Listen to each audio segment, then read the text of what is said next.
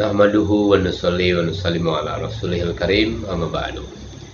Saudara-saudara sekalian, VOC di Batavia melakukan pembunuhan terhadap bangsa Cina pada 1740 Masehi. Sebagai akibat apa? Akibat jumlah Cina yang tinggal di Batavia melampaui jumlah serdadu VOC. Mereka mulai berani melancarkan perlawanan terhadap VOC, terutama di perkebunan tebu di wilayah Batavia Selatan. Pada umumnya mereka datang ke Batavia tidak memiliki kerja. Banyak di antara mereka menjadi penganggur. Serdadu VOC mensinyalir mereka merencanakan melancarkan perlawanan secara besar-besaran.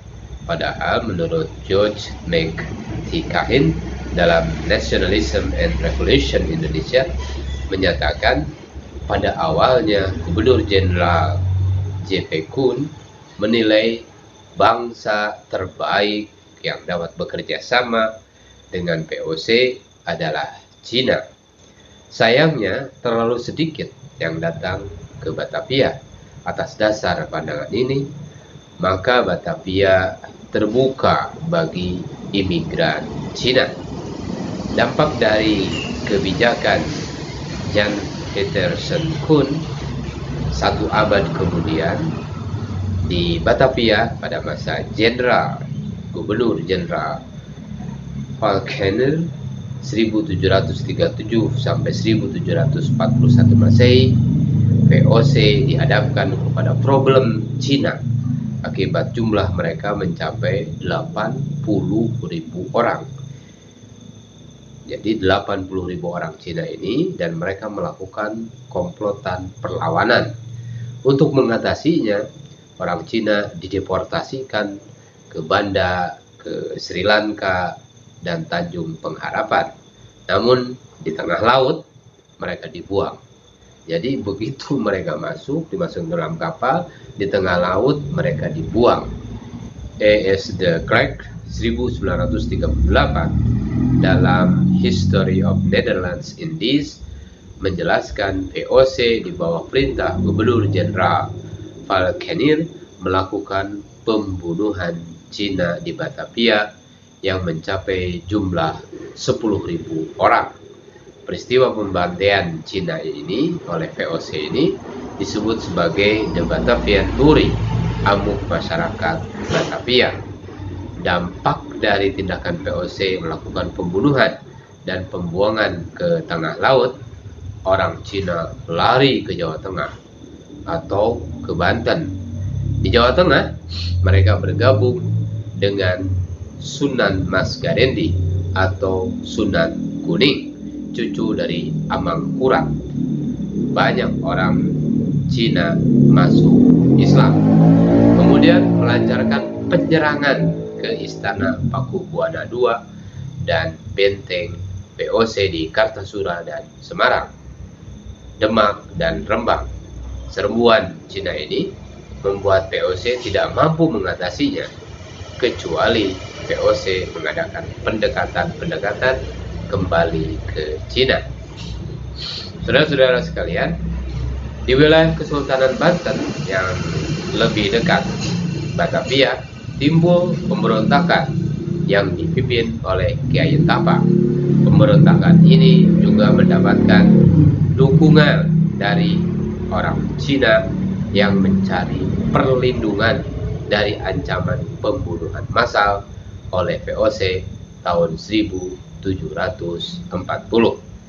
Saudara-saudara sekalian, pemerhati daripada channel sejarah ini, untuk mengatasi dampak yang merugikan, maka VOC mengadakan amnesti umum untuk membuka kembali Batavia untuk Cina. Akibatnya, setiba di Batavia, orang Cina mendirikan masjid tahun 1786 Masehi.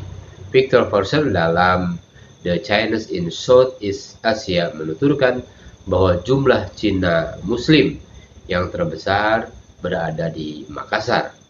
Mereka selanjutnya mendirikan Partai Tionghoa Islam Indonesia. Dari fakta sejarah yang tadi telah disebutkan, VOC tidak menggunakan serdadunya semata dalam melumpuhkan lawannya, melainkan menggunakan tenaga pembantunya Amangkurat I dan II, Arung Palaka, dan Sultan Haji. Itulah sebabnya W.F.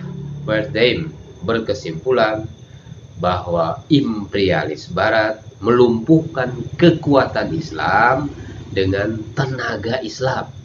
Selain itu, dengan adanya kesamaan sejarah, sama-sama ditindas oleh VOC, maka mendorong Cina untuk masuk Islam. Sekali lagi, W.F. Wertheim berkesimpulan bahwa penindasan imperialis Barat mempercepat proses terjadinya konversi pindah agama penganut agama Hindu dan Buddha masuk ke dalam Islam. Saudara-saudara sekalian pemerhati daripada channel sejarah ini, maka di waktu malam ini kita mencoba introspeksi amalan-amalan kita yang telah kita kerjakan di siang hari ini. Semoga Allah Subhanahu wa taala terima, dan semoga Allah Subhanahu wa taala memberikan hidayah kepada umat ini sehingga umat ini diberikan jalan yang lurus. Dan Allah Subhanahu wa taala yang kuasa dengan segala suasana dan keadaan, situasi dan kondisi politik yang berubah-ubah, situasi dan kondisi keadaan masyarakat yang berubah-ubah. Nah, kita semua tidak tahu apa kehendak Allah di dalamnya, dan kita tidak tahu apa rencana-rencana Allah di dalamnya. Dengan asbab suatu perkara diadakan, maka dengan asbab suatu keadaan diadakan, Allah Subhanahu wa taala dengan asbab itu orang-orang masuk ke dalam Islam. Inilah rencana daripada Allah Subhanahu wa taala yang kita tidak ketahui, bahwa Allah Subhanahu wa taala yang membuat rencana yang sebaik-baiknya. Kita tutup bersama dengan doa kifarat majelis. Subhanallah wa bihamdihi, subhanakallahumma wa bihamdika, asyhadu an la ilaha illa anta, astaghfiruka wa atubu ilaik.